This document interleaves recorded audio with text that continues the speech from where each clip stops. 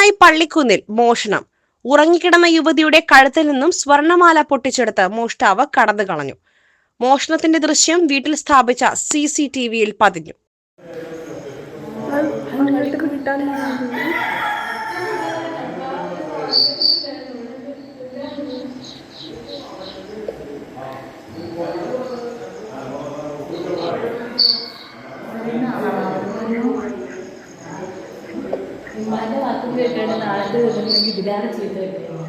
പള്ളിക്കുന്നിലെ പാറയ്ക്കൽ അഷ്റഫിന്റെ വീട്ടിലാണ് മോഷണം നടന്നത്. ഇവരുടെ മകൾ ഡോക്ടർ ഷംനയുടെ 3.5 ഗ്രാമോളം തൂക്കം വരുന്ന മാലയാണ് മോഷ്ടാവ് പൊട്ടിച്ചെടുത്തത്. സമീപത്തെ മറ്റൊരു വീട്ടിൽ നിന്നും ഏണി കൊണ്ടുവന്ന് വീടിന്റെ മുകളിൽ കയറിയ മോഷ്ടാവ് മുകൾ നിലയിലെ പുറത്തേക്കുള്ള വാതിൽ തുറന്നാണ് വീടിനകത്ത് കടന്നത്. മുകൾ നിലയിലെ മറ്റു റൂമുകളിലും കള്ളനെത്തിയിട്ടുണ്ട്. അലമാരയിലെ സാധനങ്ങൾ വലിച്ചിടുകയും ചെയ്തിട്ടുണ്ട്. സംഭവം നടന്ന ഉടനെ തന്നെ പൂക്കോട്ടുംപാടം പോലീസ് സ്ഥലത്തെത്തി പരിശോധന നടത്തുകയും അന്വേഷണം ആരംഭിക്കുകയും ചെയ്തിട്ടുണ്ട്.